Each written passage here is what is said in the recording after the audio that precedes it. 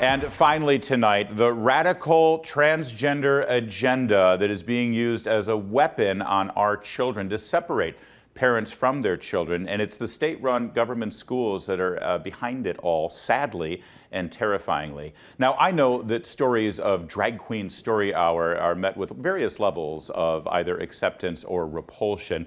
And I know that there are certain conservatives out there who would tell you that Drag Queen Story Hour is actually a blessing of liberty in this country. Okay, whatever, fly your freedom flag, freaky flag, however you wish to fly it.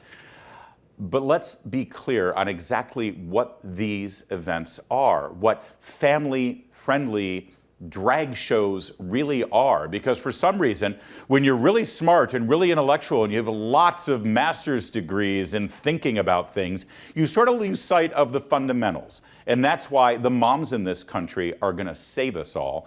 Here's one of those moms at a school board meeting in Encinitas, California, where they had just sponsored through the school system a family-friendly drag show. What are these things all about? Take it away, Mom.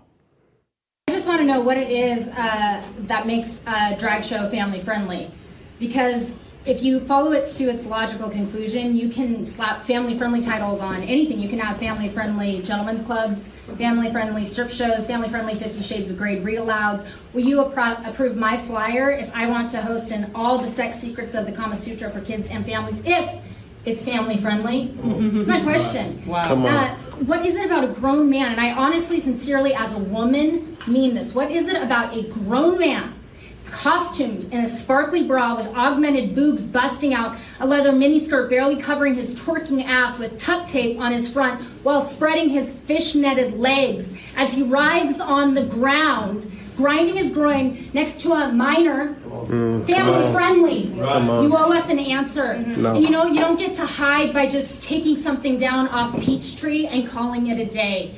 You owe an explanation and an apology to every parent. Listen, you all got caught with your sparkly panties down. And while we have a culture that has a massive problem with child porn, with sex trafficking, you, a little school district board of adults, made the decision to feature an event to hypersexualize young children. Do you want to know that the word that defines that?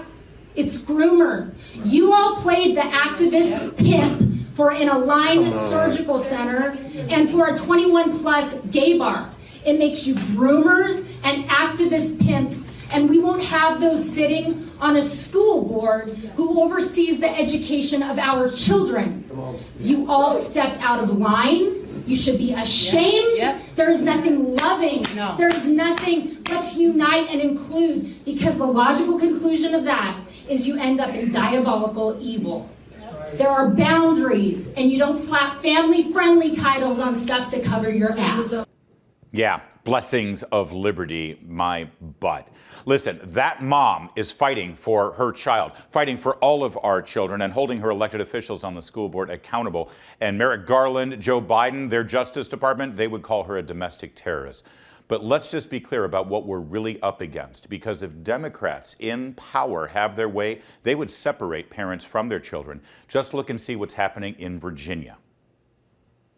Democratic Virginia delegate Elizabeth Guzman is a social worker, and she's planning on reintroducing a bill in Richmond that she says would help protect LGBTQ children from their parents and guardians who may not be affirming of their child's sexual orientation and gender identity. This is how we're going to push back.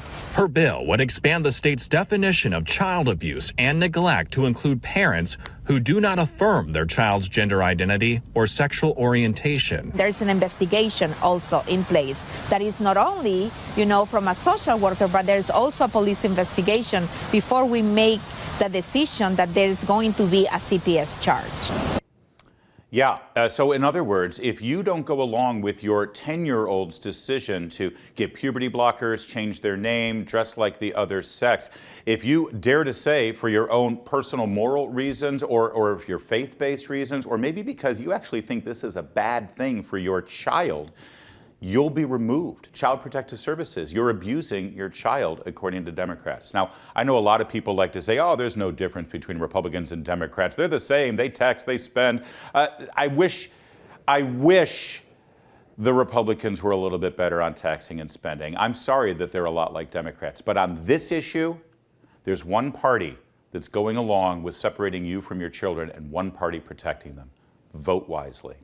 That's it for O'Connor Tonight. We'll see you Monday, same time, same place. In the meantime, we'll see you on the radio.